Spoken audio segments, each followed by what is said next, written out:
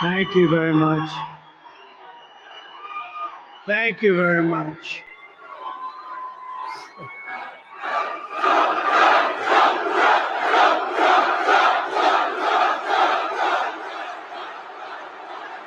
Thank you very much. Hello, Michigan. I love to be in Michigan.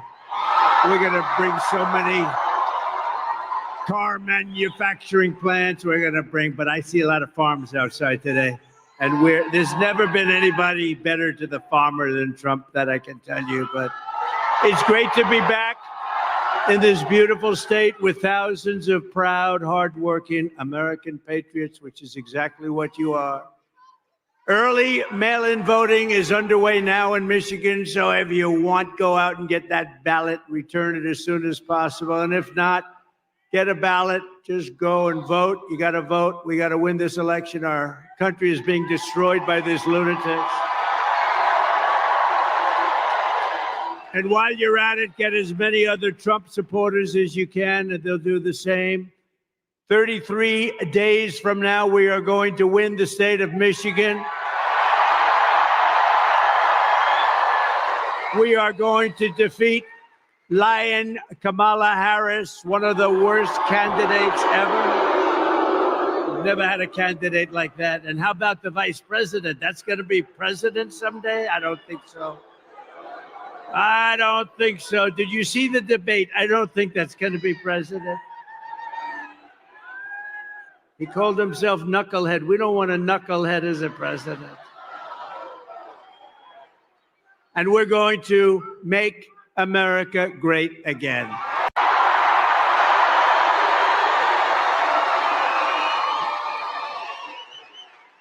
And I'm asking every citizen all across our land to join me in launching a new golden age for America.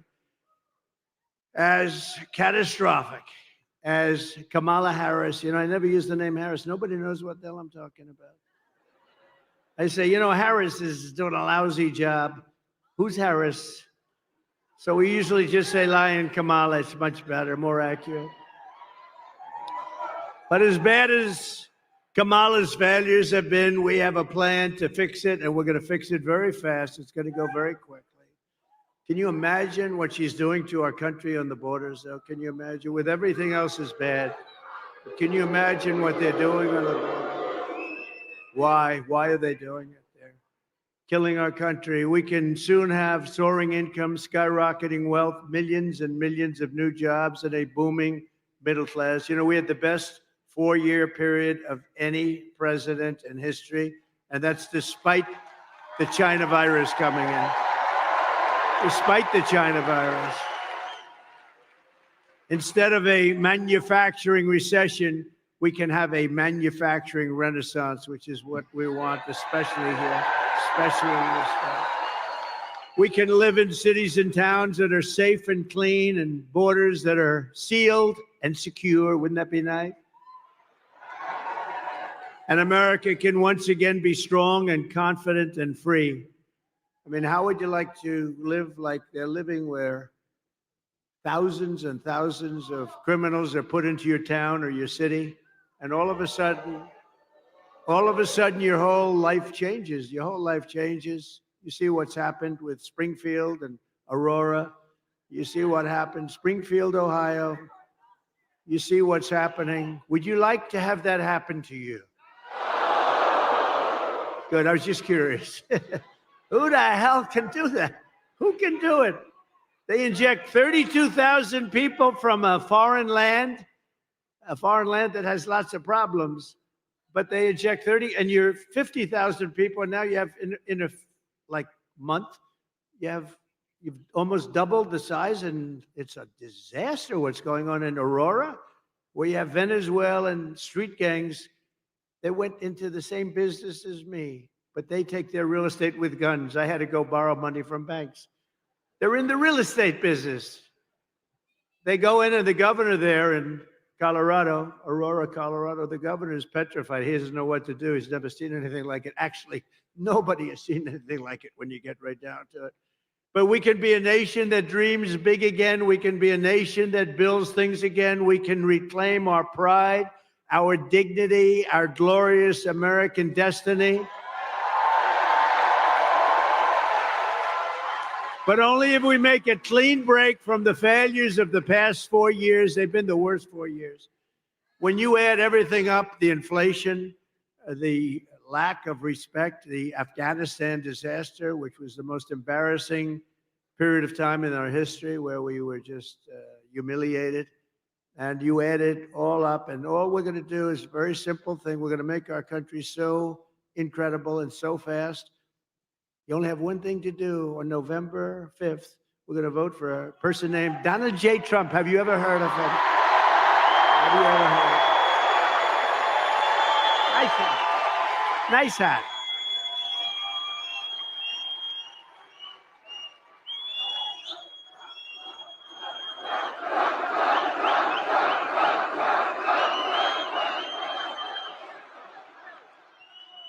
But if Lion Kamala gets in, if she gets, can you imagine another 4 years like we've lived the last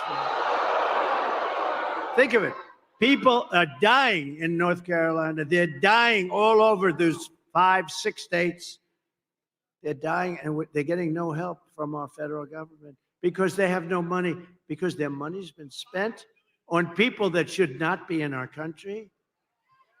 If Lion Kamala gets 4 more years, instead of a golden age, America will instead be plunged into a dark age. Your family finances will be permanently destroyed. Your borders will be gone forever. They already are when you think of it, right? We don't have any borders.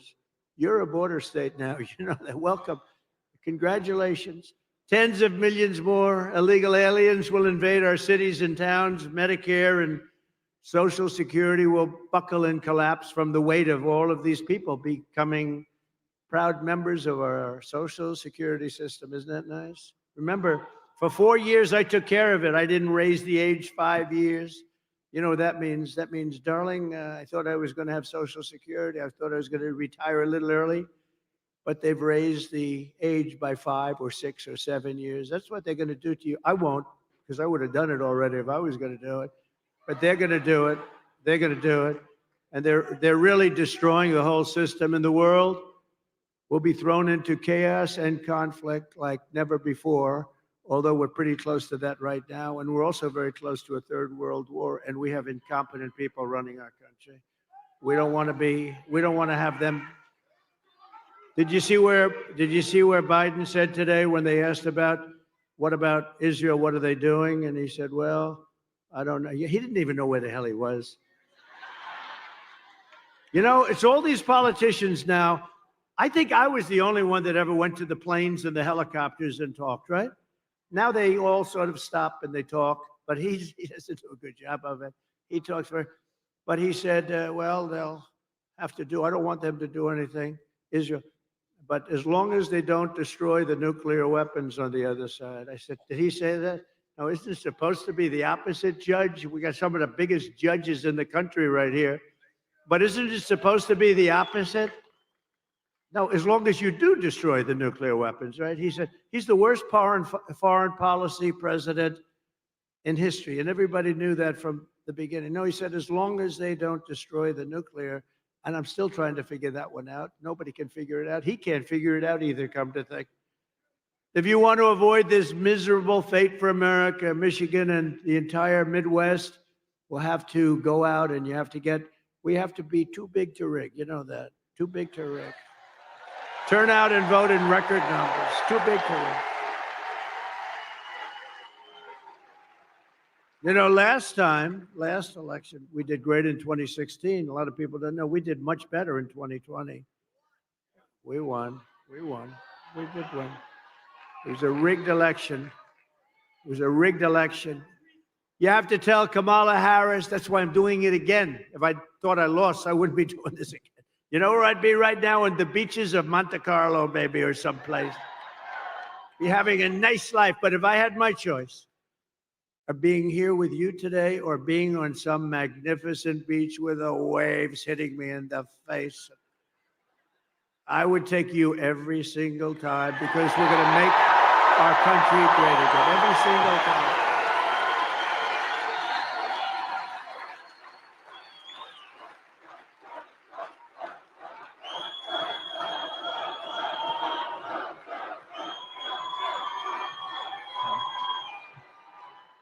It's a very energetic crowd.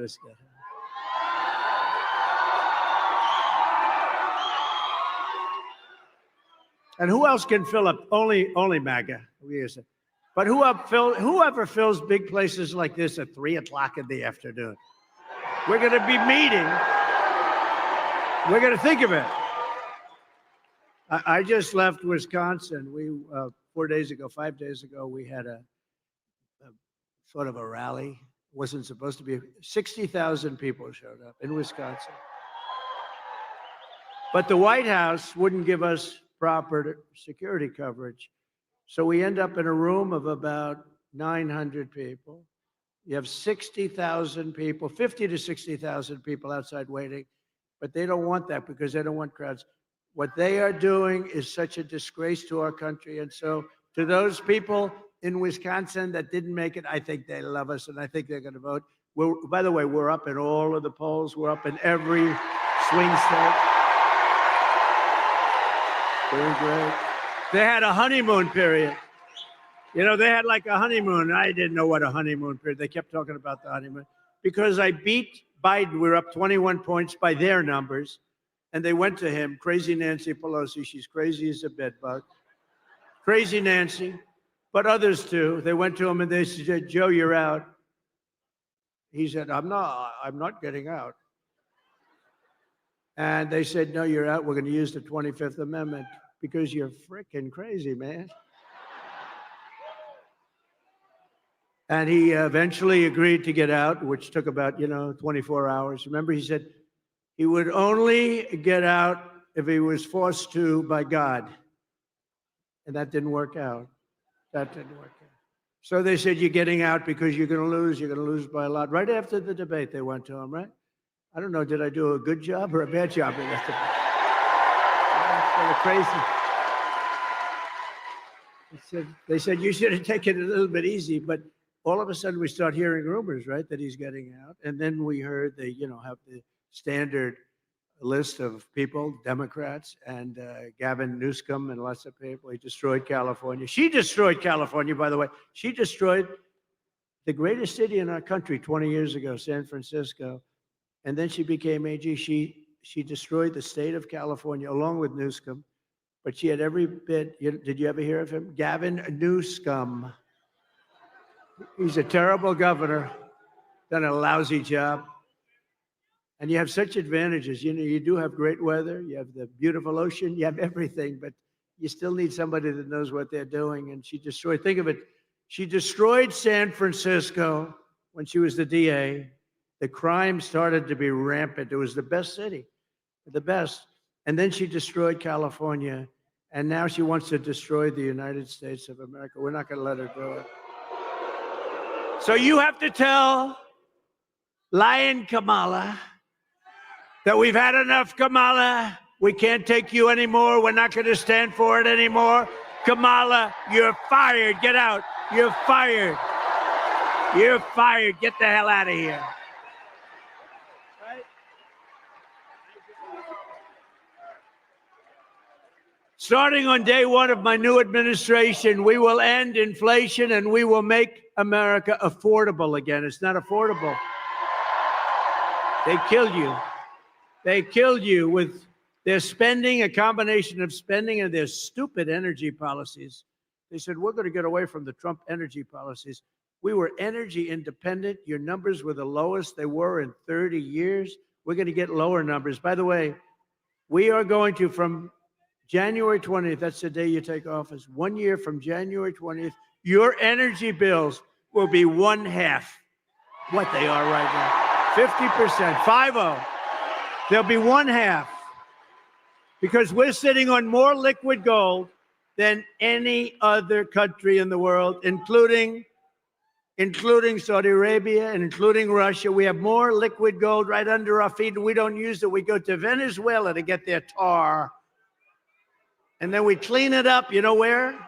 We go to a very good, I just left there actually. We go to Houston, Texas, where they're the only plant that will clean their tar. It's tar. Instead of using our stuff, which is as pure as there is. And it's so crazy what we're doing in this country. It's just crazy. But we have more liquid gold. You know, I did a thing called ANWR, that's in Alaska. You know about it a little bit. Reagan tried to get it. Everybody tried to get it. They couldn't do it. I got it. In their first week, they terminated it. It's larger, perhaps as big as, but maybe larger than Saudi Arabia. Think of that. We would have supplied the entire Asian continent. We would have supplied Asia. We would have supplied everybody, but we'll have it redone very quickly because they didn't kill it like they wanted to, because they didn't kill it in Congress. I actually got it approved in Congress as part of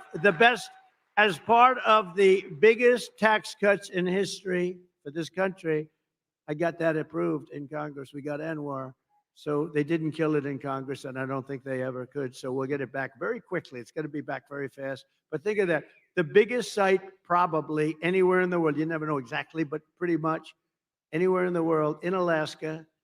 And it would have been great for Alaska, but it would have also been great for, you know, so big would have been great for our country, but we'll have it approved very quickly. But they ended it in the first week, but they approved the Russian pipeline. I had that disapproved. I said, you're not going to build, you know, when they say I was nice to Russia, I terminated their pipeline. I mean, it's the biggest thing they've ever done. They had a pipeline going to Germany and all over Europe. I said, nope, you're not going to build it. You're not going to build it. Vladimir, I'm sorry, Vladimir, you're not building it, Vladimir. No, no, no. Because it didn't make sense. We're defending them with NATO, right? So we're defending them, all the countries over in Europe. They're not paying their bills. They're delinquent. You know, they're delinquent. They're not paying their bills. But we're defending them with NATO, and yet they're paying billions of dollars to the people that we're defending, for the country that we're defending them against, Russia. So we defend them, and I said, you know, Angela, I met with Angela Merkel. I said, Angela, this doesn't make sense. We're defending you from Russia, but you're paying Russia billions of dollars a month. Somehow that's not working for me, Angela. And I terminated their pipeline right in the middle of that construction. You think Putin was happy? I don't think so. You think Biden would have done that? When Biden came in, one of his first acts was to unterminate. It was to let him build their pipeline. That wasn't a good, and by the way, if he didn't, you wouldn't have had the war in Ukraine. You wouldn't have had it anyway if I was president. If I was president, you wouldn't have had that. You wouldn't have had October 7th with Israel. Iran, as you know, was broke. They had no money for Hamas. They had no money for Hezbollah. They had no money for anything. They would have made a deal, and they would have been happy. They would have made a deal. And now look at what's happening over there. The whole world is blowing up. And the biggest threat we have is World War III, and we have incompetent people, and she's more incompetent than Biden. And remember, that was a coup. That was a coup of an American president. They took his presidency. They said, you get the hell out. And he walks around shaking hands with people. He still doesn't know what the hell happened. And then he goes to the beach. He goes to the beach all the time. Somebody told him he looks great in a bathing suit. Typically, an 82-year-old man doesn't look great in a bathing suit. There may be a couple, but I'm not sure I've ever seen it. But he has an ability that I wish I had. He's able to fall asleep stone cold out in front of the media. They're taking pictures. Who the hell wants to sleep in front of the media? I wish I had the ability to sleep like that. I wear it. It's true. No, he falls asleep. Think of it. He's laying down on the beach. He has those chairs. You know, they're meant for old people and children to lift. They weigh about like 6 ounces, right? They're aluminum, like 6 ounces. And he has a hard time moving them. They have to bring kids over to move them. Can't get his feet out of the sand. And they think this is good. But who can do this? Who can fall asleep with cameras blazing? Here's our president. And President Xi of China, Putin, all these people are looking and they're saying, what the hell is happening with that country? But we're going to change that around soon. Change it around very soon. We were respected 4 years ago. We were respected. Viktor Orban, he's the head of Prime Minister of Hungary. He said, the only thing wrong with the world today is Trump isn't president, because if he was president, there'd be no conflict whatsoever. You know, I had no conflict. We had no wars. We had no. He's a tough guy, but he understood that. If Kamala is reelected, one of her very first acts will be to massively raise taxes for the American family. You know, her bill raises taxes. Whereas my idea is not idea, it's going to be a fact, is to lower. I gave you the biggest tax cut in history, and we're going lower because we're going to rely on so many other things.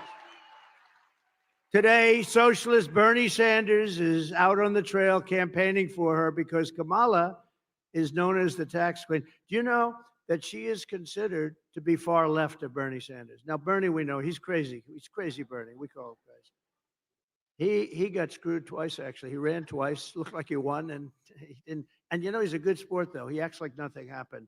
First, it was Hillary. Then it was this one, right? It was Joe. Sleepy Joe beat him.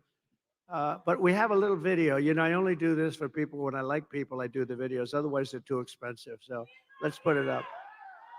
Kamala Harris is going to significantly raise taxes. Taxes are going to have to go up? Kamala's plan will raise families' taxes by nearly $2,600 a year. Under Kamala, prices have already soared. Now she'd make it worse with even higher taxes. Taxes are going to have to go up? President Trump will cut taxes again. No taxes on tips, overtime, or Social Security. I'm Donald J. Trump, and I approve this message.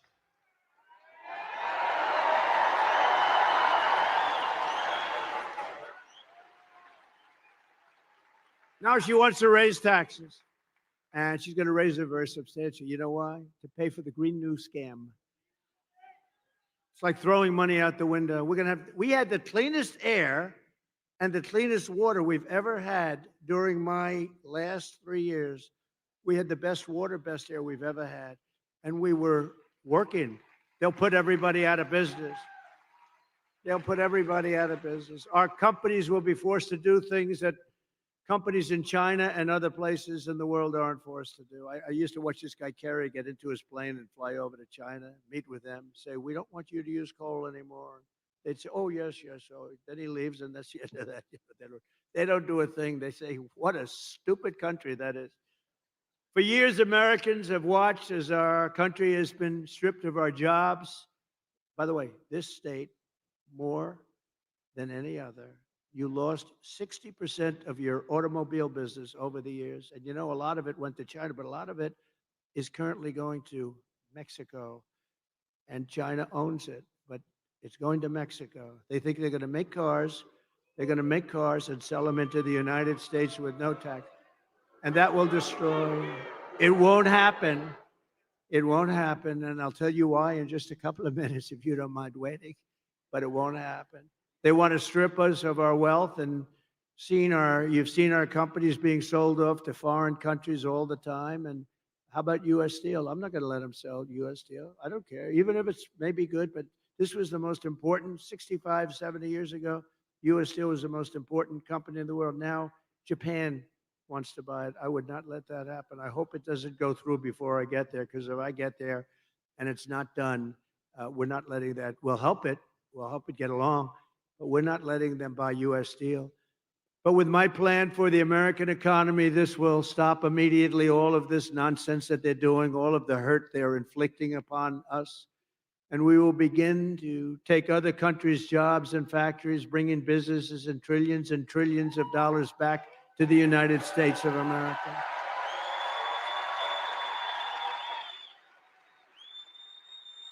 In other words, for the first time in 70 years, although I will say we started that process for 4 years, we started it. We had it going good, and then we had to fight the COVID stuff, and we did that really well. We never got the kind of credit we got for the economy and for the military, because we defeated ISIS very quickly.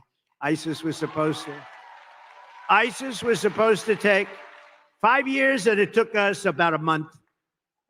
Which tells you when you find the right ones, we have a great military, but I rebuilt the entire military. Under my plan, American workers will no longer be worried about losing their jobs to foreign nations. Instead, foreign nations will be worried about losing their jobs to America. We're bringing them all back.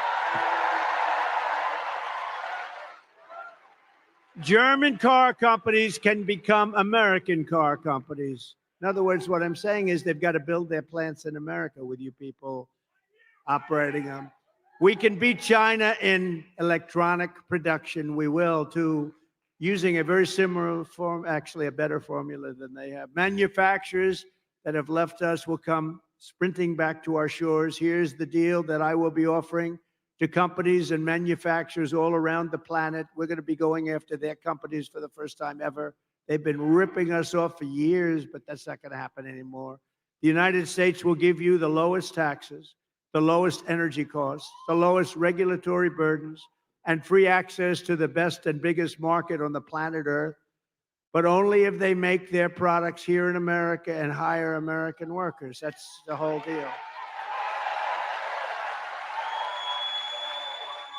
And if these companies don't take the deal, if they say no, then they're going to have to pay tariffs to come into our country. They're going to have to pay tariffs.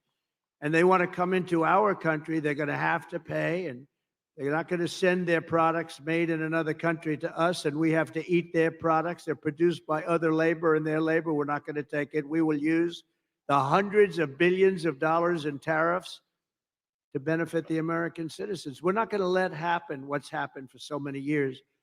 The new American industrialism that we create, and it's going to be something, the industry will be beyond anything you've ever seen in this country. We'll create millions and millions of new jobs, massively raise wages for American workers, and make the United States a manufacturing powerhouse once again. So what we're doing, so we're lowering the tax rate for the middle class, for everybody, but we're bringing the small business tax and the business tax down. I got it from 39% to 21%, got it approved by Congress. Everyone said that was impossible to do. Got it approved by Congress. Nobody thought it was possible. Now I'm bringing it from 21 all the way down to 15. So we'll now have the most, at 21, we were highly competitive. At 15, we're one of the most competitive because we want to bring companies to this country, right? She wants to raise the tax for everybody so they all leave and there go your jobs. Think of it. By contrast, Kamala, known as the taxing queen back in San Francisco, is demanding a 33% tax hike on all domestic production. In addition, she wants the largest capital gains tax in the history of our country and maybe the history of the world. She even plans a tax of unrealized capital gains. So she wants a tax on unrealized capital gains. So if you don't sell your stock or your company or what, you have to go out. And some companies don't make money, but they're very valuable companies. They'll have to go out and beg, borrow, and steal to pay tax. This is a communist tax, it's called. And it's never used. Nobody's ever even heard of using it. But it's no good, and it's something that we're not going to let happen because we will be driven into a depression, the likes of which we probably only seen in 1929. Kamala Harris already cost the average family $29,000 with her rampant inflation, and now she's coming back for more. So we're not going to let that happen. Her plan would raise taxes by $4.1 trillion, hiking the typical family's taxes by, congratulations, $2,600 a year, reducing GDP because people won't do business here. They're going to all leave. Our companies are going to leave. You know, got to remember, these companies are smart. And they have people, they love the country, or in some cases they don't. Some cases they're run by people that aren't from our country, but they always look for the best deal. And they go to Europe and they go to the medical industry, went to Ireland largely. They go to the country that offers them the best deal. They go to China. China loves to have them. But it's going to be reducing GDP by 2%, lowering wages by 1.2%, and killing off almost 1 million full-time jobs. That's her thing. It's crazy. Harris is right now shutting down power plants across the country, causing electricity prices to soar by more than 100%. You see what's happening? It's amazing. They want to go to an all-electric car. Listen to this, which will, by the way, destroy your business in Michigan. They want to go to an all-electric car, right? But in California, where they're going all-electric, they have blackouts every week and brownouts because they don't have enough electricity. So they have to figure that one out. But it's driving us into a third world status by attacking the entire fossil fuel industry, which is, unfortunately, that's the industry. If you want to fire up your big plants, you're not going to do it through wind. The wind isn't blowing, darling. Let's turn on the television. Let's try it anyway. I want to see President Trump make a speech tonight. No, no, darling, the wind isn't blowing. We have no juice in the house. We have no juice.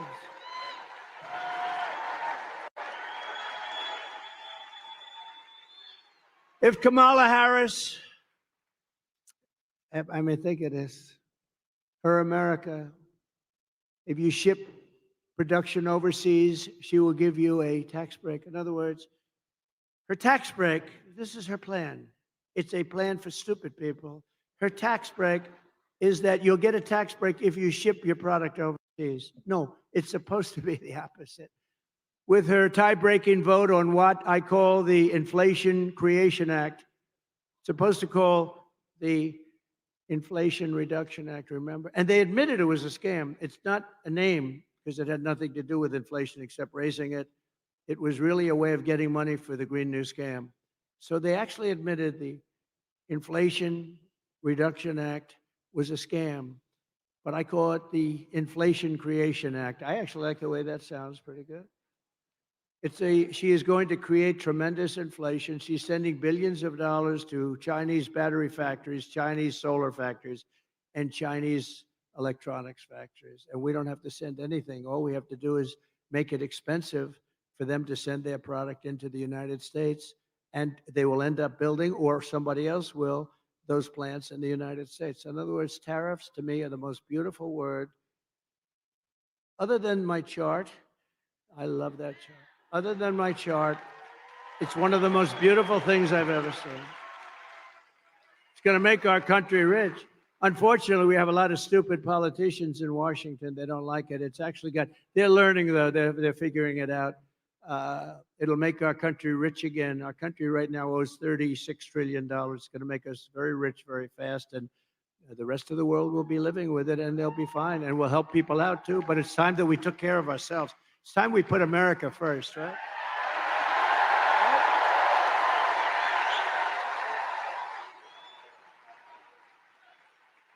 We got to put America first.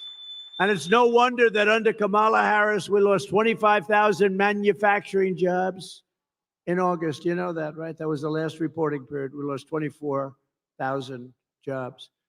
Manufacturing jobs, good jobs. But this horrific nightmare for American workers ends the day I take the oath of office. It ends.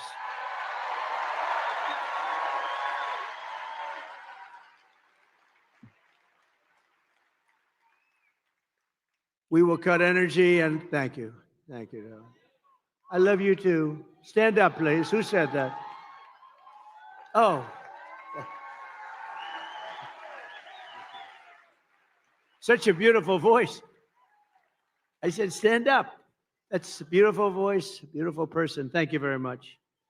We will cut energy and electricity prices in half within 12 months. So again, your energy costs for your home, your car, your air conditioning, your heating, all of it, all is going to be cut by 50% within 1 year. Because that's what drove up the price of everything. And we will also quickly double our electricity capacity. We're going to have, you know, the AI, artificial intelligence. People don't know. It's a big deal. I don't know, good or bad. Who the hell knows? You know, I think it's got some drawbacks. If you want to know the truth, there's some big drawbacks to it, but that's going to be the hot thing. That's going to be really the hot thing. And in order to do it and compete with China, they're already building massive electric plants. We will need double the electricity produced in our country right now in order to do it. And we'll have that. If I get it, we're going to have electricity, the likes of which we're going to build plants. We're going to build them next to the factories, and we're going to get very quick environmental impact statements approved immediately. It's not going to take 14 years to get them approved. You know, we had a big refinery, like it was $16 billion, one of the biggest in the world in Louisiana. And a very big, beautiful, it took them 14 years and they were rejected on the environmental impact statement because there was one line and they made for that one line. The thing was like 28,000 pages long, 28,000 pages. They covered every fish ever developed, there was never a fish that wasn't discussed in this statement, but they had one half of a sentence that was not good. They made them do it all over again. Anyway, they're in there for 14 years. I come into office and they complained, and it was a foreign country actually putting like $14 billion into our country. And I said, how long have they been working on it? Like 12 or 13 years. I said, 12 or 13 years, and now they're getting fed up. I think they're going to leave, sir. I approved it in one day. It was done. And it's built. It's built. It's built and operating. It's built and operating, and then we got another one approved quickly because that's good. That's not bad. That's good. And it's really incredible. I've never seen a building so big. That's like 3 Empire State Buildings laying on its side. It's got more pipes in it than anything. I said, what the hell is it? All pipes. I don't care. All I know is it's producing like crazy and everybody's happy. I got it done immediately. With the lowest energy prices on earth, we will attract energy-hungry industries from all over the planet and millions of blue-collar jobs. And the reason we can do that is because, again, we have more liquid gold under our feet than anybody else. Otherwise, nobody else could do this but us. We're in position to do it. Instead, we're going all electric, and we don't have that. Although we do have some, and it's usually controlled by the environmentalists. We're going to uncontrol it pretty quick. It's called rare earth. We have some great rare earth science areas, but we're not allowed to touch it. Because if we touch it, the world will come to an end, they say. If we dig a little bit like China does and like other countries, we have some great rare earth. You know what rare earth is? To make different things, including chips and batteries and things. We have some incredible sites, but they're all taken totally off the market because some guy sitting there with very thick glasses looks at it and says, that's an environmental site. And now we can't develop trillions of dollars worth of value. So we're going to be unfreezing a lot of stuff that's been sitting there for millions of years. And it'll be there long after we're gone. We will set up special zones on federal land with ultra-low taxes and regulations for American producers, and entice the relocation of entire industries from other countries into ours. So think of it.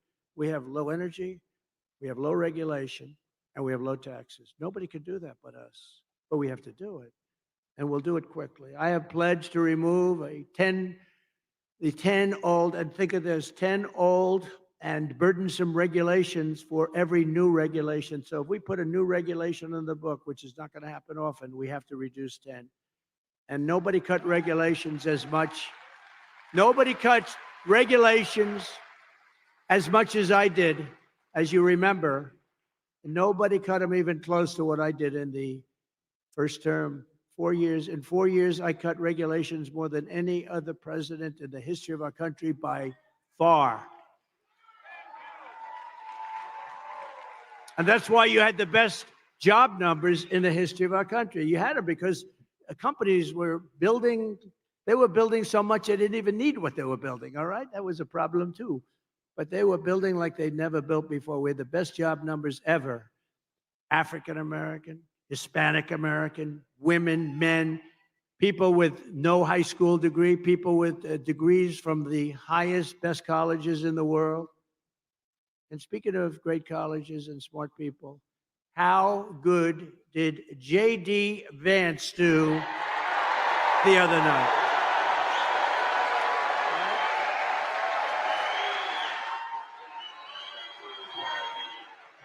Didn't he do great?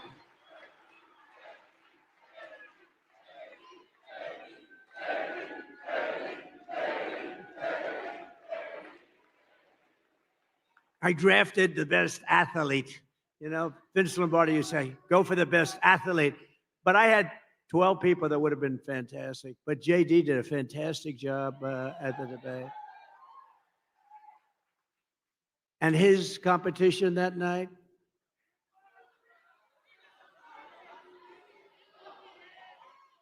he cannot be president. He cannot be president of the United States.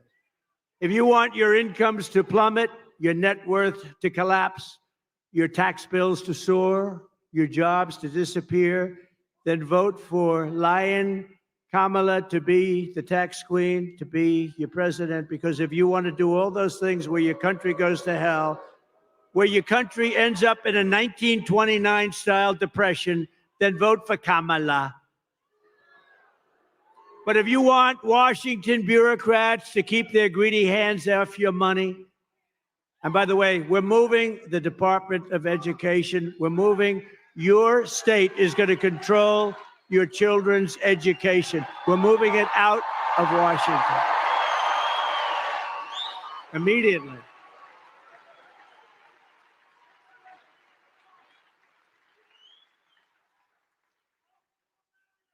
And you know, we were going to do that, but then we got the COVID thing came in, the gift from China. The China virus came in and we had to hold up, but we're going to be moving. Because think of it, we have the worst we're like number 40 out of 40. We're right at the bottom of the pack, 38, 39, and 40. Norway, Denmark, Sweden, and I hate to say it, China. Those are the top four, and others, but those are generally the top four. But I'll tell you where we're number one, cost per pupil. We're number one by so much, it's not even close. So we spend more per pupil, and yet we're ranked at the bottom of the list. So here's what we're doing. We're going to let the great state of Michigan run your education. We're going to let Iowa run its education. We're going to let Idaho run their education. We're going to let Florida run their, lots of great. Now, the way I look at it, many of those states, I would say 35 or close to 40, will have education the equivalent of Norway, of Denmark, of countries that do very well. You're going to have then the laggards too. You're going to have some like let's say you had Newsom, like California will have a problem. We'll help them out a little bit, but they're going to have to run their own education. It's going to really make, I think we're going to soar. And you know, you can do it for about half the cost too. We spend more money. We have building after building. You pass in Washington, D.C., Department of Education, you say, what the hell do all these people do? Here's what I need. I need one good person, let's say, to be the secretary. And then I need a real secretary that takes stenography. I need two people because I just want them to make sure they teach English, that they teach reading, writing, and arithmetic.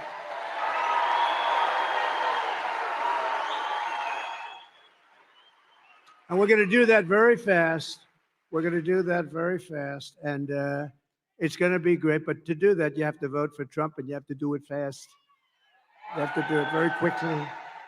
And, you know, while I'm on the subject of smart people, I want to thank Elon Musk. He endorsed me. More importantly, he endorsed me strongly. He said, you better vote for Trump if you want to save your country. And he's a smart cookie, but he did something else. I was in Georgia the other day and after the floods, and they were having tremendous problems, in particular in North Carolina. You can't even get in. They were wiped out. They had no communication whatsoever. And they said, do you know somebody named Elon Musk? I said, I happen to know him. He just endorsed me. They said, is there any way he does a product, Starlink? Did anyone ever hear of Starlink? And it's another one of his genius products. It is genius too, actually. And they said, is there any way? Because North Carolina, in particular, has absolutely no communication. We can't communicate. You can't get there. You just can't talk. And many people are missing. You know, it's really bad. It's really, really bad. Many people are missing, and our federal government is doing so badly. So I said, Elon, can you do us a favor? Can you take care of it? He had within 45 minutes planes and helicopters loaded up with this equipment, and they were having perfect communication within less than 24 hours. It was unbelievable.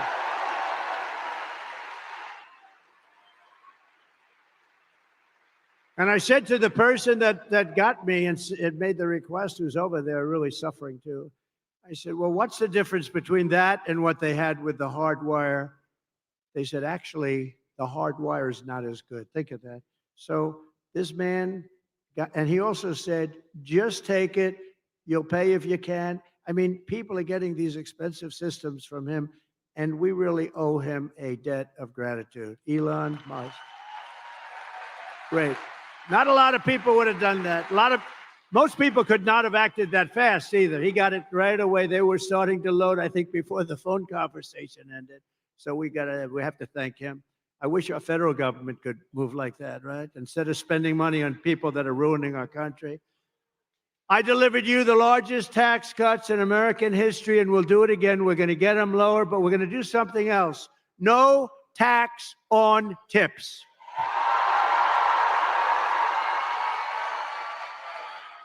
No tax on overtime. And no tax on Social Security for our great seniors. Right? That's a good one, too. That last one's so good. But, look, our seniors were devastated by inflation. They don't get rich by this, but we're going to give them back essentially what they lost. They were destroyed by inflation. Their fixed income, they were destroyed. But also with they worked so hard. This was a young waitress came up to me. How you doing? Well, I'm having problems. The government was after her for tax on tips. I said, oh, you have to pay tax on tips? Who the hell knew that, right? But they do. And very nasty. The government was very nasty. And I said, what do you recommend? They said, it's really unfair. We shouldn't have to pay tax on tips. You know what's going to happen? You're going to end up doing a lot more business, I think. I think you're going to actually end up. But so remember, no tax on tips, no tax on overtime. And with overtime, too. I think that could be a profit-making deal, too, because I think you're going to have a lot more overtime if you do that. Because of that, you're going to end up with a lot more overtime. I used to hate to pay overtime. When I was in the private sectors, they say, oh, I don't want overtime. I shouldn't tell you this. I'd go out and get other people and let them work regular time. That's terrible. I'd say, no, get me 10 other guys. I don't want to have time and a half. I don't want to have. But it'll be great. I mean, it'll be, those three things are great. But our seniors really deserve it because they've been decimated. And the seniors, please vote for Donald Trump, okay? Because they're not doing it for you. They're not doing it for you. Get out and vote. And get all your seniors out to vote. Nah, you're not a senior. Sit down. He's not. He's no senior. He's about 30 years away from being a senior. We're going to take back our auto industry from Michigan. And, it's supposed to be the car capital of the world. I call it the lack of car capital of the world because when it was called the car capital of the world, it was many years ago. It's the lack of car capital, but we're going to make it again the car capital of the world. We're not going to let them steal your business. And it'll end up being bigger and better and more beautiful and more important than it was at its height. And that was a long time ago. You're going to have a lot of companies move. Right now, China is building a major auto plant in Mexico, actually two of them, among the biggest in the world. And they think they're going to sell their cars into the United States and destroy Michigan and South Carolina and other places that make cars. Not going to happen. And you know why it's not? Because I will put 100% tariff on every car, and it's going to make it impossible to sell their car here. And I'll tell them that the only way that they're going to get rid of that tariff, and it's the only way, is if they build the plant, not in Mexico, but in the United States, and our people operate the plant, okay? And this is going to happen a lot. This is going to happen a lot. Harley Davidson, I was with them at the White House, and I said, how are you doing? I said, good. I said, how do you do in India? Oh, no good. Why? Because they have 200% tariff. I said, so you can't sell with a 200% right now. But they said, if you come in to our country and build a plant, we won't charge you any tariff. You have no tax to pay. And they said, oh, I said, what are you going to do? Well, I don't think so. They did it. I knew they were going to do it. They went in because they were sort of forced to go in. But we're doing the same thing. Build your plant in the United States of America, and you're not going to have to worry about tariff. It doesn't make any difference. So we're going to make so much money. We're going to bring back so much business. And I think this state will be the biggest beneficiary because your car business, your auto manufacturing will be bigger than it ever was. And you'll have more jobs than ever before. I will terminate Lion Kamala's electric vehicle mandate and end immediately the Green New Scam. Comrade Kamala Harris voted for a bill to impose a 100% ban on gas-powered cars and trucks. Can you believe it? Killing an estimated 200,000 U.S. auto jobs, including 40,000 auto jobs in Michigan. It's a death sentence for the Michigan economy and for the industry, frankly. I don't know. You have a guy named Sean Fain. I don't know who he is, but this guy has to be the dumbest union leader. He was okay by saying we're going to build 100 very shortly. They want 100% electric cars. That's going to put you out of business because China has everything necessary for electric. We have everything necessary for a gasoline-powered car because of our liquid gold. And I'm not against electric cars, but we're going to have also gas-powered cars. We're going to have hybrids. We might someday have hydrogen. Did you ever hear of hydrogen? That's the new thing. That's the new hot thing. No, hydrogen's the hottest thing going. It's too hot. You know what happens? When there's a problem, it's bad. The car blows up, and you're not even recognizable when this happens. It's like, it's a disaster. They tell me about, and I say, are there any problems? Well, there's one problem. When a car goes bad and when it blows up, the person driving the car is not recognizable. So I think I'm going to pass on that particular car. They said, oh, well, we'll figure it out. I said, you better do a lot of figuring because this does not sound good. It's not off to a good start. Well, I'm president. No state in America will be permitted to ban gas-powered cars or trucks, and I guarantee it. No way. No way. You're going to make them right here. You're going to make them here.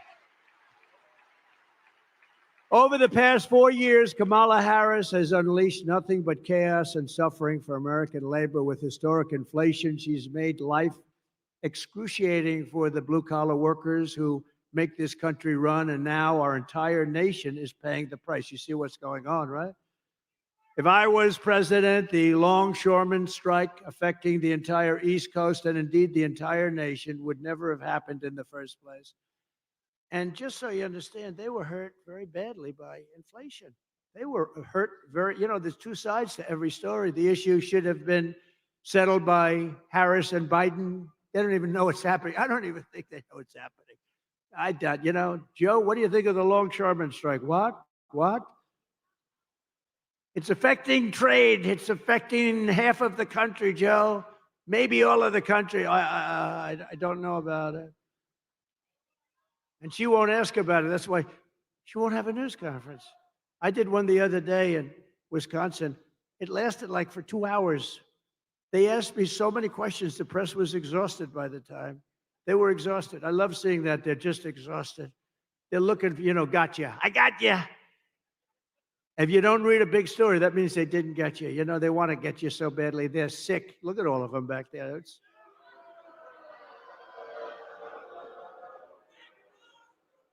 But the fact is, we don't have the kind of president that we need. We don't have a real president. We have the most incompetent vice president in the history of our country, and by far the worst president in the history of our country. Jimmy Carter, a very nice man. Jimmy Carter is the happiest man. He just celebrated his 100th birthday. He's the happiest man in the history. Yeah, just celebrated 100 years. Just celebrated. His wife passed away, Rosalind, not too long ago. My wife, the great first lady, went. And Jimmy was pretty old then. He's a little older now. I tell you, he's so happy because his administration was considered brilliant compared to what we have now. Jimmy Carter was a brilliant president compared to Joe Biden and Kamala. Under my leadership, America's workers won't have to go on strike for better wages or a better life because they will once again have a champion for them in the Oval Office. I'll be their champion. Believe me, I will be their champion. And I'll bring back the American dream. I don't know how long this strike is going to go on, but if it's on with me, I'll get it back pretty quickly, I think. For the longshoremen and all of the other people that have been hurt so badly by inflation. They've been really hurt badly by inflation. No matter what they make. I mean, you probably have inflation, real numbers, 50, 60, 70%. Some things went up 100%, 125%. Look at interest rates, though. Seriously. Take a look at interest rates. You want to buy a home. I had 2%. Now it's much more than 10%. Somebody said it's 10%, but you can't get the money. I said, that means it's higher than 10%. That's what that means. The Trump Republican Party is the party of the American worker, and it's also the party of common sense. and it always will be. My pro-worker policies are one of the major reasons why I've been overwhelmingly endorsed by the rank and file membership, first time it's ever happened, of the Teamsters, including 62% of the Teamster members in Michigan. Are any of them in this room? Who?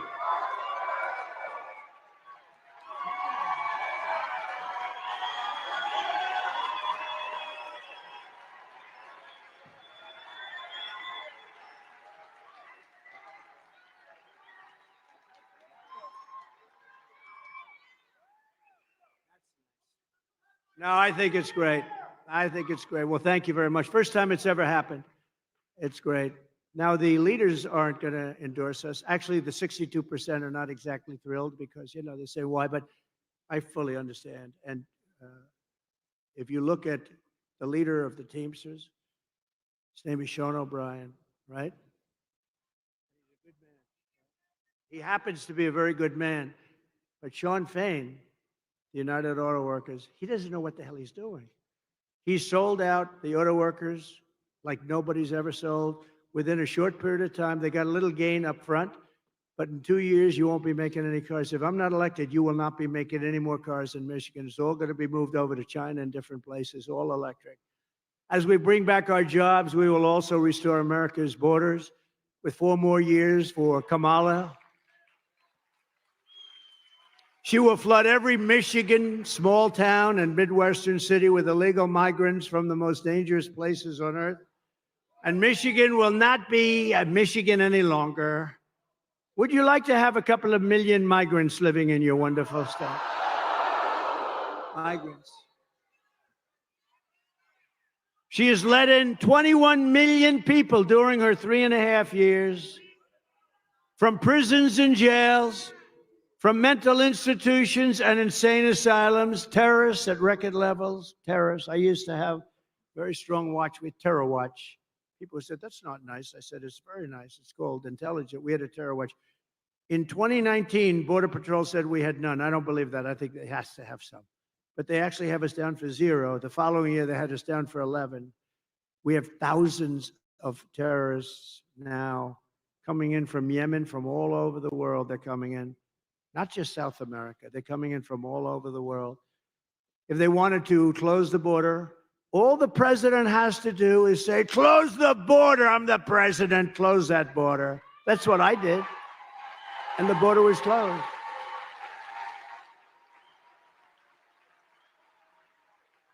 She keeps talking about, we want him to sign a bill. The bill they wanted me to sign was the worst bill you ever seen.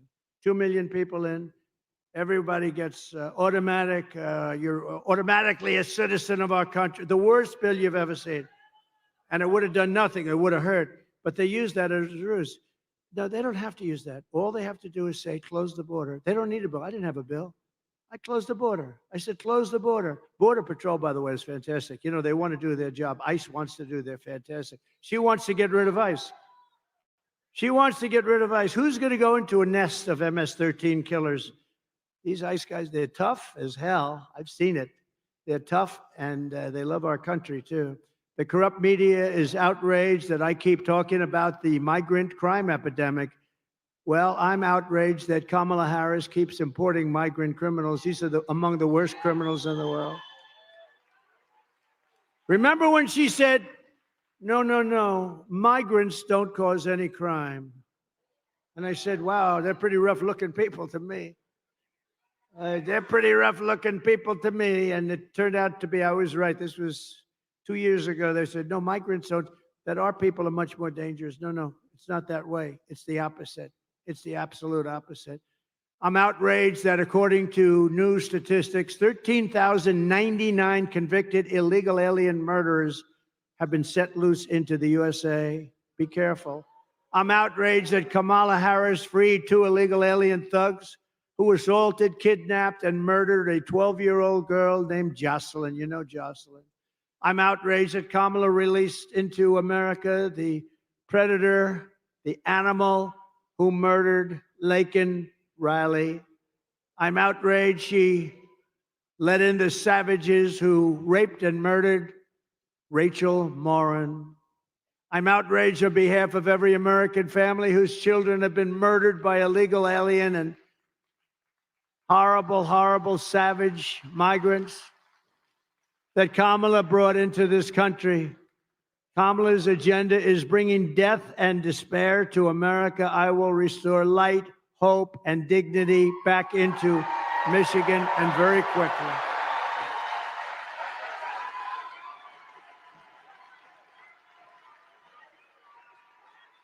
Thank you. I will make America safe again. We will be safe again. On day one of my administration, the invasion of illegal migrants, terrorists, drug dealers, and murderers ends. And on that same day, the largest deportation in our history begins. We have no choice. We have no choice. We have no choice. The record was Dwight Eisenhower, who was a moderate president, but he hated to see people pouring into our country illegally. And he has the largest record. It's very strange when you think about it. But Dwight Eisenhower, very, very strongly about borders, because you don't have borders if you don't do this. If you want to see how sick and distorted Kamala Harris's priorities are, just consider FEMA, F-E-M-A. You know what that is, right? The Federal Emergency Management Agency. And you read about now all the time because there's nobody that's handled a hurricane or storm worse than what they're doing right now. Kamala spent all her FEMA money, billions of dollars, on housing for illegal migrants, many of whom should not be in our country, including $1 billion for gift cards for illegal aliens and putting them up in luxury hotels with a gift card to welcome them to America as our veterans are sleeping on the sidewalks below those hotels and they're being walked into luxury hotels. Now we have a horrific disaster in North Carolina, Georgia, South Carolina, Alabama, Tennessee, Florida, and Virginia. That's how big this hurricane was. And the Harris-Biden administration says they don't have any money. They've spent it all on, they spent all of their money. They have almost no money because they spent it all on illegal migrants. How would you like to be a veteran and you've been sleeping opposite the entrance to a luxury hotel and illegal migrants come in and they're going up and occupying the hotel? That's what's happening. They stole the FEMA money just like they stole it from a bank so they could give it to their illegal immigrants that they want to have vote for them this season. You know, they're trying to get them on the voters' roll. We cannot let that happen. This is the worst response in the history of hurricanes. A certain president, I will not name him, destroyed his reputation with Katrina. And this is doing even worse. She's doing worse than he did. Vote for Trump, and we will take care of the American people first. We'll take care of everything.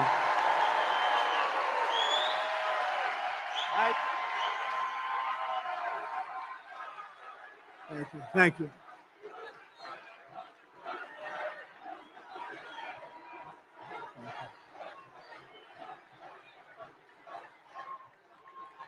Thank you very much. Now we're going to take care of our country. On top of it all, we just learned that Kamala skipped out on all of her briefings to prepare for hurricanes. She never took a briefing. She wouldn't understand. I don't think she would understand if she did. It did. Think of this. For years, I took the briefings. I mean, I was hoping it wouldn't happen, but you take briefings, you have to be prepared. She's totally unprepared. And he's unprepared. They're both unprepared mentally, but at least they could give it a shot. But Kamala could not be bothered by doing briefings, and now we're paying a big price. They have no idea what the hell they're doing. We had the best 4 years with hurricanes. We took care of people, and I was on the phone. I was screaming at people. They hate my guts to this day. They write books about me. I'm the worst human being they've ever, but they got the job done, and they weren't even that good. She simply doesn't do the work to protect the American people. I will stop all migrant flights to Michigan and every state. So they say, this is the greatest con. They say, no, because she was getting killed in the polls, they say what happened, and this was even him before her, but they did a couple of little things, little tricks, it's just tricks, same number. And they said, we've got better numbers now on the border, which is true, a little bit better. But what they didn't do is stop airplanes from flying over the border, bringing in hundreds of thousands of migrants. But we caught them. And we say, why are you doing, if you want to stop them, why are you doing airplane flights coming in with hundreds of thousands? Tremendous numbers, hundreds of thousands. And then they have a phone app. Do you know they have an app? Think of it. You know who the app is for? The guys that bring the migrants into our country have a phone app so they know where to dump them, so they know where to bring them. The cartel leaders, the leaders of the cartels who are among the richest people, I believe, in the world, and they deal also in women. They trek women through the borders and into our country. That's turned out to be a big business, to a lesser extent, children. Not too many men. Not too many. They don't want the men. They want the women and they want the children. And they're traffickers, they're called. They're really bad people. They're really bad. Sounds like an ancient, it sounds like an ancient thing, right? An ancient crime, but it's not. What made it so big today, they do at the same kind of money they make with drugs. Some people say it's more. What they do today is like unbelievable and horrible. But you know why it's so big today? Bigger than it ever was 2,000 years ago? Because of the internet. They get all the information about people on the internet. And because of that, it's a massive business. And we had it under control. And now it's totally out of control. And drugs are pouring in at 11 times more than they were when I was there. And you'll never, by the way, stop the drug epidemic unless you have the death penalty for drug dealers. I will tell you right now. Each dealer, male or female, each dealer kills on average 500 people during their lifetimes. And that's not to mention all of the, I mean, I know so many families, they've lost a child. They've lost parents too, but they've lost usually young kids. They've lost a child. That family is devastated forever. They don't get better. Somebody said, oh, time heals. They don't get better. They've lost a son or a daughter to fentanyl, brought in by drug dealers that are smart and vicious, and that family never, ever recovers, never recovers. I will shut down all entries through Kamala's migrant phone app. I'll close that app so fast. I will end sanctuary cities immediately. There will be no sanctuary cities in our country. A sanctuary city protects criminals, and I'll do all of the illegal migrants that Kamala has dumped into your small towns will be going home. You're going to have to go home. I'm sorry. Because it's not sustainable.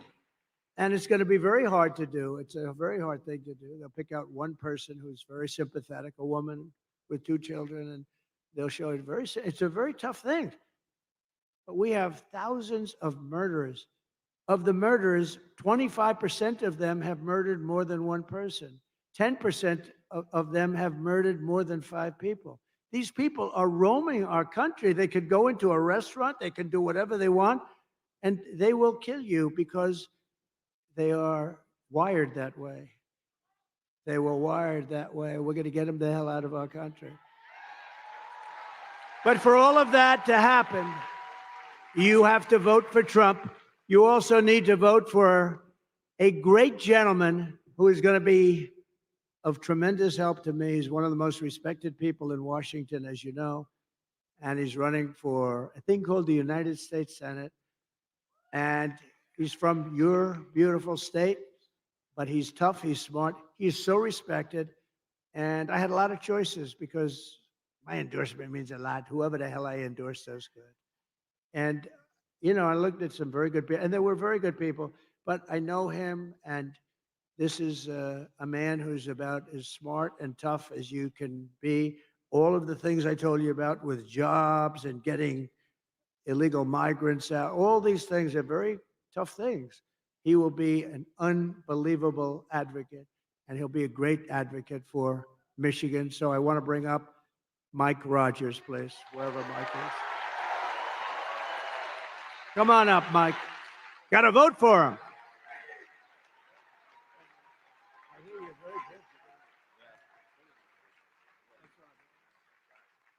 Well, thank you, Mr. President. I'm going to take a minute, if I may, and tell a story about Donald Trump you don't get to see very often. He's been flying all over the country. He's been doing his thing. He comes to Grand Rapids. He invites me to come with him over to Macomb County. I get on the airplane, and my phone starts blowing up, and I look down, and there was another really important, maybe even more important than the presidential election. My niece was running for student treasurer in middle school, and she was so nervous the day before. She happens to be a huge Donald Trump fan. The phone goes off, and I said, Mr. President, you're not going to believe it. We had our first great news today. My niece won for student treasurer. And yeah. So the president is, he's got a lot going on. He's the Energizer bunny. He's got 3 phones coming out of his ear. He's signing stuff. It's unbelievable to watch him work.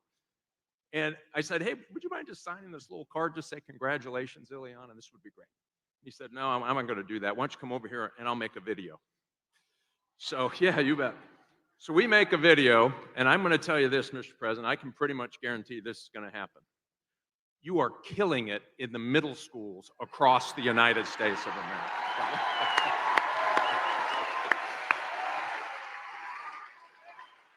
And I do look forward to working with you on all of your agenda to get it done, to keep America safe. And thank you for not giving up on Michigan workers. I'll tell you, those Teamsters right there, they have more common sense amongst those Teamsters right there than in every committee room in Washington, D.C.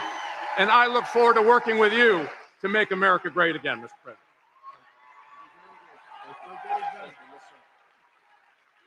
Great, Mike. Oh, you got to get out and vote for Mike. Very important. He'll be the best senator you've had. He will do things that nobody else could do. We're also pleased to be joined by a warrior, a friend of mine, and a congressman who fought for me, and he will always fight for me. He's going to fight for you, basically.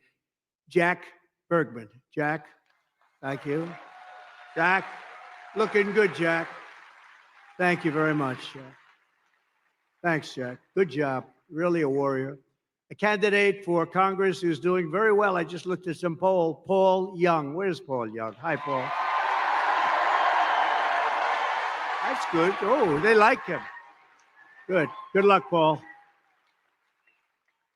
And Michigan GOP Chairman, Ambassador Pete Hoekstra, who's been a friend of mine for a long time. I went to Pete. He's a very successful politician, congressman. And then he retired and did other things. He did a great job. Then he became ambassador. He was a great ambassador. I called him. I said, you got to take over the party. I want you. And it wasn't that easy to get him. And he's done a hell of a job. I want to tell you. Thanks, Pete. And are we going to win?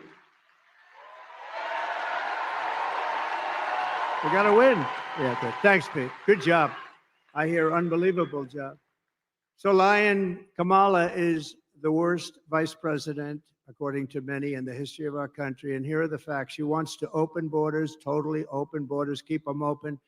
If she gets in, you'll have 200 million people in here along with you, not 21 million that they let in already. She will deliver even more catastrophic inflation. She was an original creator of defund the police. Defund the police. Anybody that wants to defund the police is not qualified to be the president of the United States. No, because it shows you're a radical left lunatic. I mean, when you want to defund the police, it shows what are you going to do? We're not going to have police. Oh, let's not have police. I'm being robbed. They want to send a social worker over to talk to the people that are robbing. These people are crazy. Kamala Harris vowed to abolish ICE. She supports free health care for illegal aliens. She wants mass amnesty and citizenship for all aliens. And she wants them for illegal or legal. I said, you want them for, yes, we're on for. She's crazy. She says she must not utter the words. Nobody is allowed to utter the words illegal alien or radical Islamic terrorist. She lost more than, to me, the worst thing. She lost more than 325,000 migrant children many of whom have been trafficked and raped. She, think of it, 320, that's like taking Yankee Stadium and filling it up like 10 times, 15. Who the hell knows? Nobody's ever seen anything like it. 325,000 children are gone, probably never to see their parents again. Illegal migrant children. They're either dead or they're sex slaves or slaves of some kind. As California Attorney General, she redefined child sex trafficking, assault with a deadly weapon, and rape of an unconscious person as a non-violent crime. She praised the idea of 70 to 80% tax hikes. She pledged to abolish private health care for anyone that wants it. So instead of going into a socialist government-run healthcare system with some people want to have private health care, and I think that's good. But she said, no, everybody waits in line. This is what she wanted. Everybody has to wait online for their health care. She did so many different things, so many deadly things, and we can't let this go on. We can't let this happen to our country. We're not going to let it happen to our country. And I just want to tell you that it's been a great honor to be with you. We're at a point in our country's life that I think it's the most important election in the history of our country. I think there's never been anything as important. There's never been anything like it. And by the way, I want to tell you a funny story. Can I tell you one story before we leave? The teleprompter just went out. Just went out. I'm standing here, and I do most of it without the tele. Isn't it nice to have somebody that doesn't need a teleprompter? These teleprompters. You know, it's very dangerous. You got to be careful. You know, teleprompters will often go out. And if you're a certain type of person like Joe Biden, what would he do with the teleprompter? He's no good when the teleprompter is on. But what would you do? No, the teleprompter just went out. And you know what I say? Usually I don't talk about it. Just keep going. Just keep going. You saw I did it. So, ladies and gentlemen, thank you very much for being here. It's wonderful. I love you very much. Go out and vote. That's true. Go out and vote. And I would say, together we will deliver low taxes, low regulations, low energy costs. We're going to have low interest rates. It just went on, by the way. Low inflation, so that everyone can afford groceries, a car, and a home. No, it is true. Oh, we've lost the teleprompter many times. The worst is the wind. I was in Ohio for Bernie Moreno, and there was 45-mile-an-hour winds. These things were blowing like flags. You felt like a drunken sailor, in all due respect. They're blowing, so then they blew off the stage, and I'm stuck out there with 52,000 people. I'm stuck there. I had no nothing. I couldn't even stand up with the wind. It was so crazy. And we got through it, and you know what? He took a big increase, and he's doing okay, I understand, Mike. I hear he's doing all right. We will stop the invasion, end migrant crimes, strengthen our military, build a missile defense shield. You saw how well that worked. Keep critical race theory and transgender insanity out of our schools. Day one. Day one. And we will keep men out of women's sports.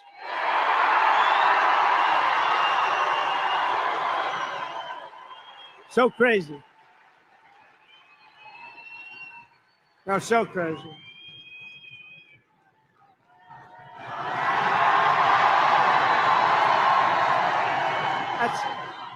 That's interesting. Thank you very much. They actually have the best seat. I had to give the Teamsters the best location today because I'm so happy with them. It's never happened before. I don't think it's ever happened, right? Look at the great seats. But we will defend the Second Amendment, protect religious liberty, restore free speech, and we will secure our elections. Everyone will prosper, every family will thrive, and every day will be filled with opportunity and hope.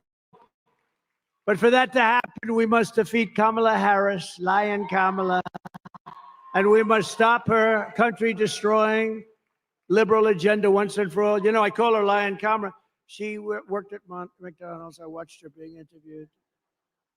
People were crying. It was so sad. Yes, I grew up working at McDonald's over the French fry counter. Oh, she never worked there. It was a lie. She's lying, Kamala. She never worked there. Somebody went, some good reporter back there, actually. They didn't want to actually report the story, but we found out about it because they don't like to report. You don't hear that much about it. You know what's beautiful about that one? It's so simple. It's not like complex. We don't have to go through the history of it. She said, I worked at McDonald's. It was a tough job. She said she worked over the French fries. Like, you know, it's probably not so nice if it's 200 degrees out, right? Probably not so nice. It turned out to be a lie. It's all a big lie. She's not qualified to be the president. She can't answer a question.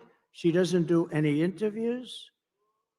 And even the radical left liberal lunatics, some of which are there, I know some of them very well, but even those people are angry with her because it's not, you got to test, you got to be tested, you got to be tested. And he's not going to do anymore. I tell you what, they're going to have a combination. They'll never speak to the press again, which is maybe that's okay.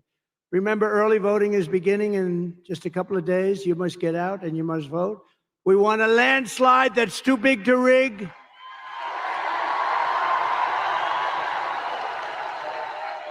On November 5th, we will save our economy. We will rescue our middle class. We will reclaim our sovereignty. We are going to reclaim our sovereignty. And we're going to restore our borders once and for all. We will put America first.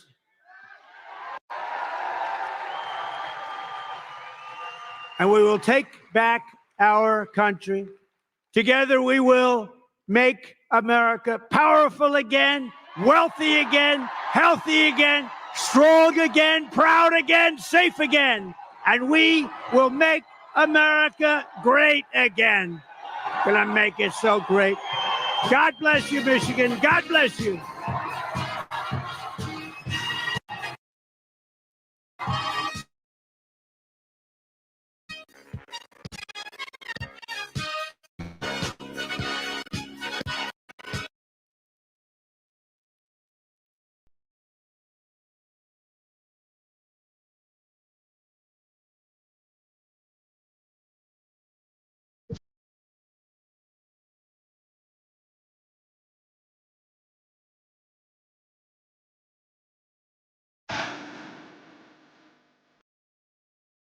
All right, y'all. Happy Thursday. Happy Thursday.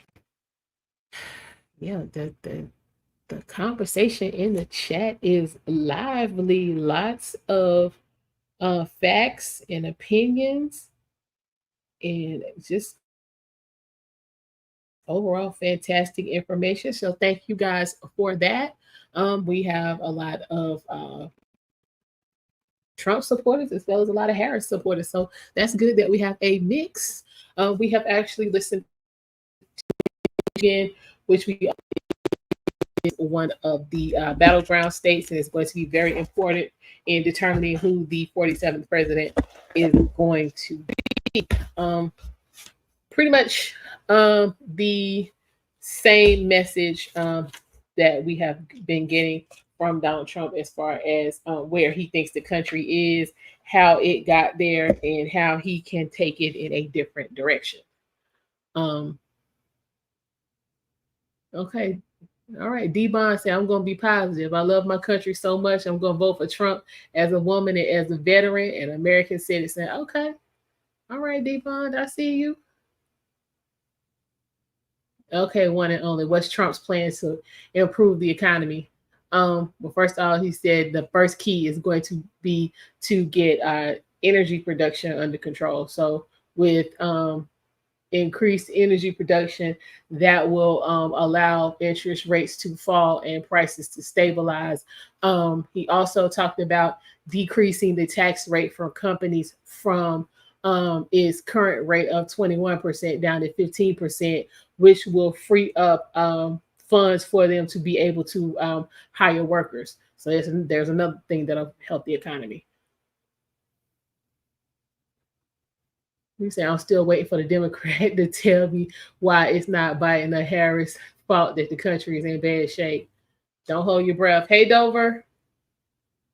You say you glad Melania has come out in support of abortion rights. Yes, she didn't have one.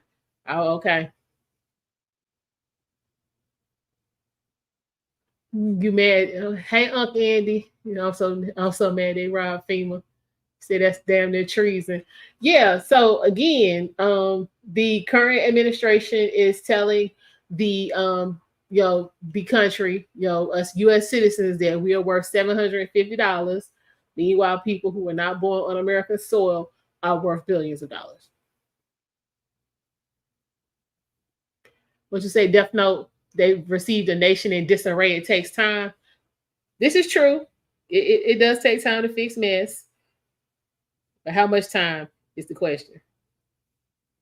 How much time do you get?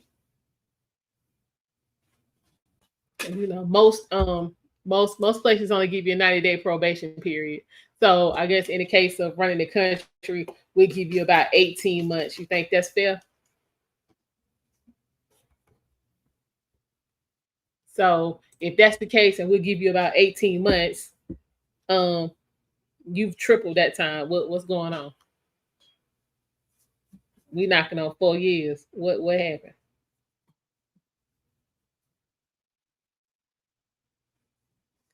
And fixing something, that means your numbers have to improve, correct?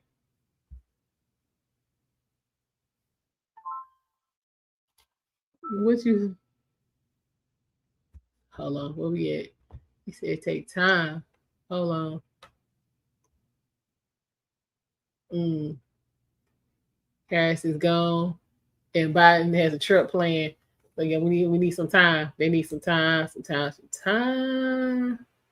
Okay, Ham, you're a second now. You gonna vote for Harris? Okay. Dover, Elon needs to give up his money. Why? Anthony M. Moore, I just want a strong country and freedom of speech, so Trump is the guy to vote for. Okay. Okay, y'all, look here. Vice President is gonna be in Ripon, Wisconsin this evening. So we gonna stream that. And it looks like Liz Cheney gonna be there as well. Oh yeah. Definitely. We're gonna stream that. So y'all make sure you subscribe and you have your notifications on, because we're gonna hear from the vice president. Yes, sir. We know all of that. We're gonna go ahead and get in there, see what's being said.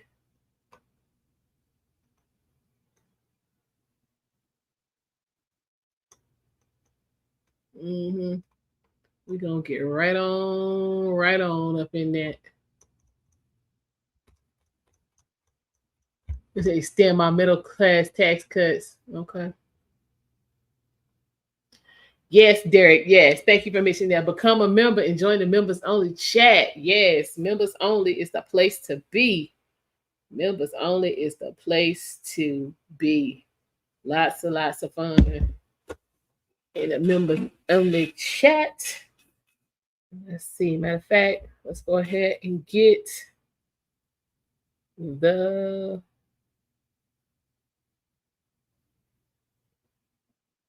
link.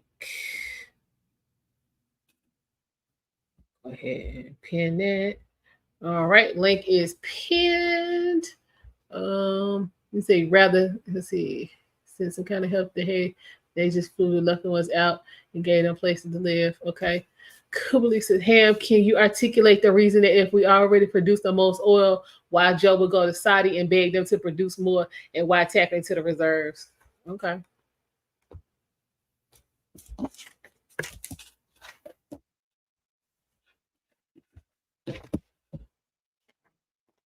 If we got answers, let us know.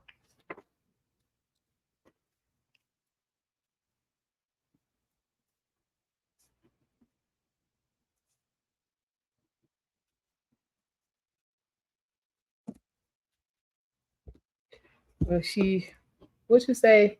She never said America was down. These lies are only meant to divide. Wow. Oh, she never said keep America down. Excuse me.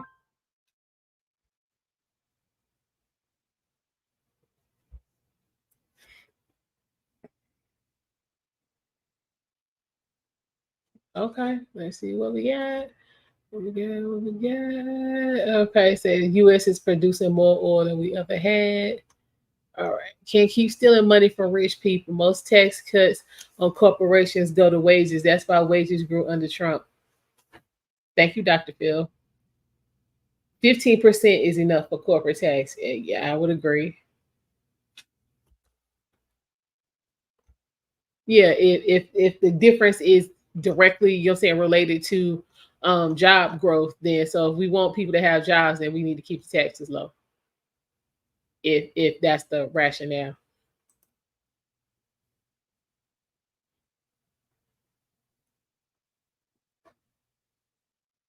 Would you say death note? Wages grew from the loss of life with the pandemic. Less workers mean employers need to do more to convince people to stay at the companies. Yeah, yeah, that is true. During the pandemic, morale did become a issue that had begun to be discussed. It had always been an issue, but people weren't talking about it.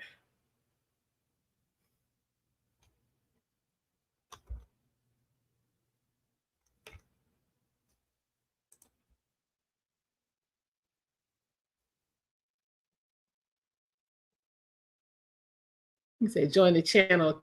10-hour after dark live coming up soon. Topics we're not iPhone versus Android. Trump in 4 years. Know your rights as gun owners and cakes on decks cooked live by the host. Okay. Derek letting y'all know.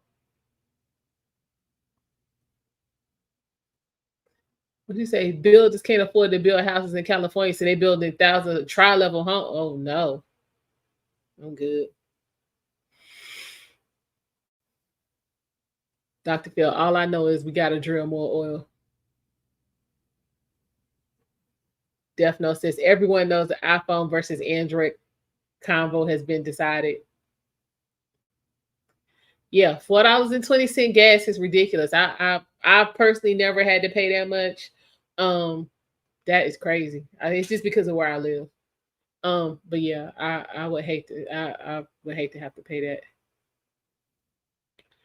Let me say, D-Mike, if I go to a Democrat TikTok channel and tell them the truth, they block me or criticize me, judge me and make fun of me, call me a man. Oh no. Oh no, Devon.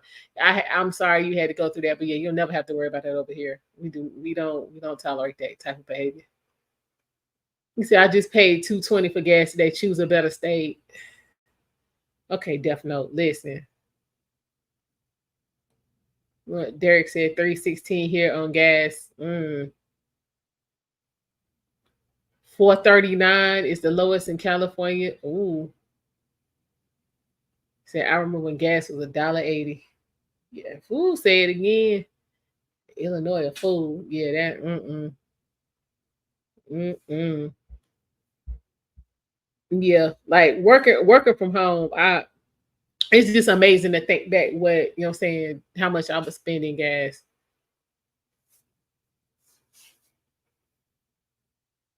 It's crazy.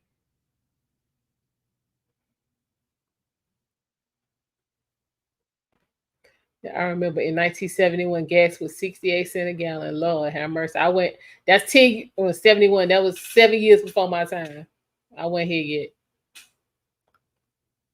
He said, I remember paying 98 cents for my go-kart back in the day. Now, when I first started driving, yeah, gas was like between 89 and 94 cents a gallon.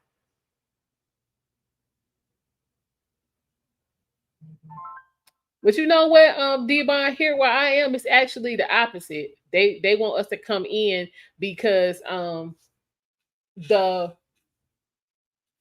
promises like where I work. They actually built the office building and they got the land dirt cheap on the promise that by us being there, when I say us, the employees, we would be funneling money back into the economy. And so they built up a whole bunch of hotels and restaurants and what I'm saying, all that kind of stuff. So when we went home, they kind of had them reneging on their promise. So now they doing all they can to try to ease you back into coming to work, but nobody's signing up for an hour and a half commute. I do too. Yeah, we had I do too. Derek Full. Yeah, we had Gulf. That was like our premier full service, and then BP. I miss Gulf. Gulf was on point.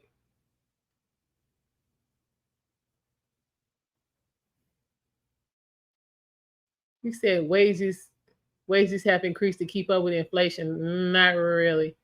Not where I am. We got a cost of living inflation bonus, but not a permanent bump in pay. Our minimum wage is still $7.75. Like Texas hadn't raised its minimum wage in years. Yeah.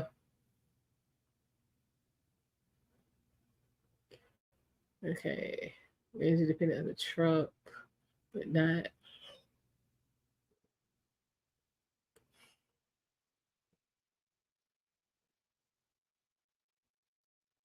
It's funny that gas prices were highest under Obama and now Biden. I just looked it up. Oh wow. You see, yeah, because when you have to go to a building, you gotta pay for gas, you gotta be in traffic, you gotta buy lunch, you got, you know what I'm saying? And then 9 times out of 10, you end up, you know what I'm saying, going to places you normally would.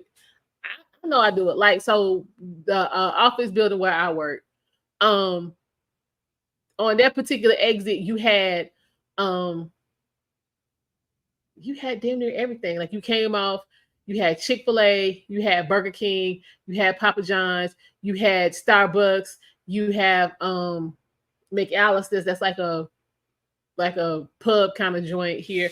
Like it was all grocery stores, all kind of places, Walmart, all kind of places for you to spend your money. So out of habit and convenience, you find yourself just, you know what I'm saying, showing up in these places, buying stuff you really didn't need. You at home, you ain't doing all of that. Then the next like 2 exits up was like the Walmart superstore. It was connected onto a mall. So yeah, we was right there, prime pickings to be spending money.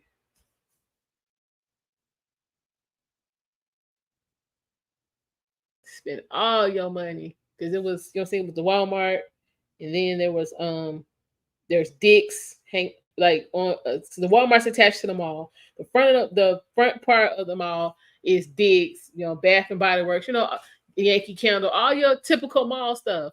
And you right there, so you literally in the course of your lunch hour could ride down there, shop, and be back. So yeah, they were definitely looking for us to grow the economy down there. We was like, yeah, nah, we ain't doing all that. I'm glad I paid for my mortgage and car in 2017, 2.4 interest rates. Exactly. Well, I haven't purchased a vehicle since 2007. Ooh, wait a minute, y'all. Breaking news, y'all. Country singer Garth Brooks has been accused of sexual assault and battery. Ooh, Lord.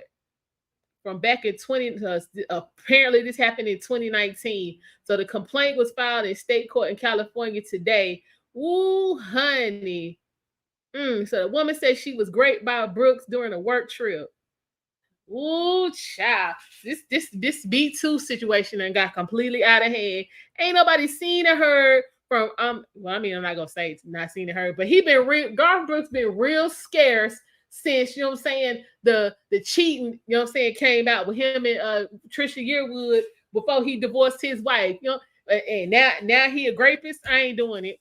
Y'all need to quit playing. So apparently this chick is hair and makeup artist. Girl, don't let me find out your check didn't clear and you up in here mad. Y'all, now they trying to get Garth Brooks. Lord have mercy.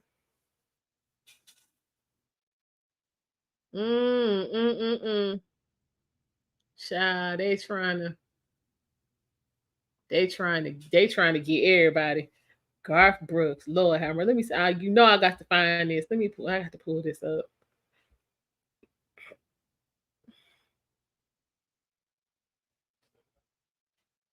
That man been somewhere minding all of his business.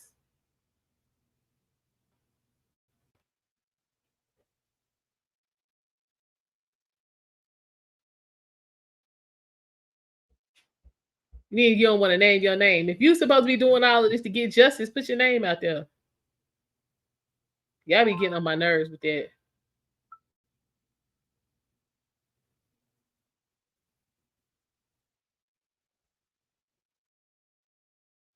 Y'all be getting on my nerves with all of that, honey.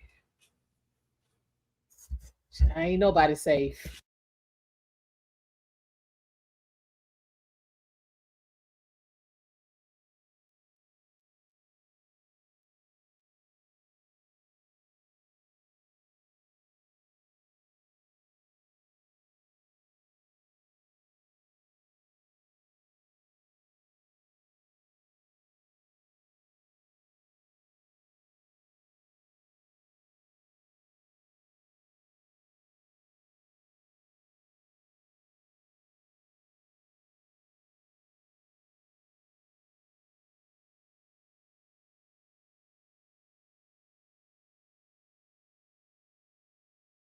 Lord have mercy.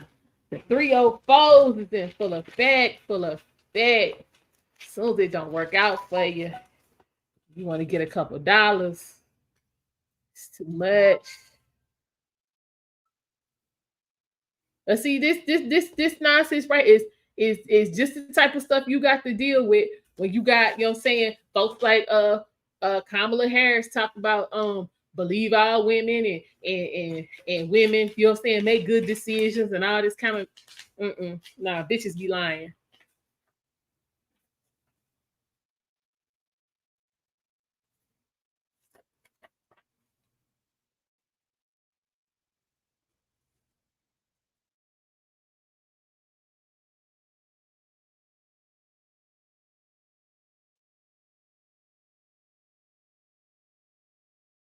Okay.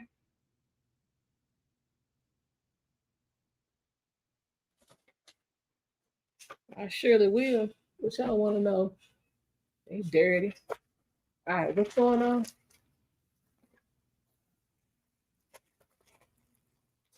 Inflation has one cause: adding money into circulation. Anytime we print, we weaken the dollar.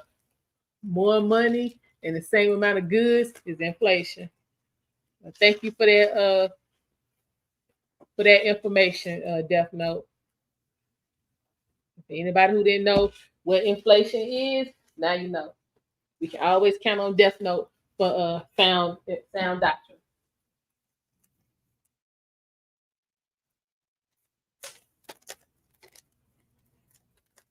Always count on Death Note for sound doctrine.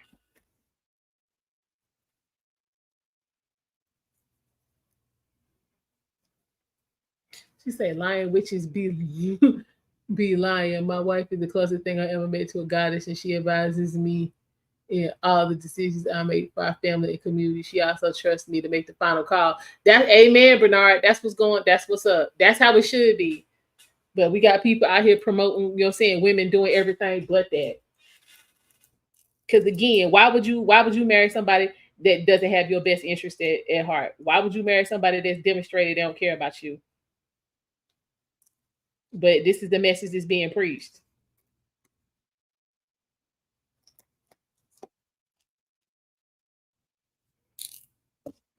This is the message that's being preached.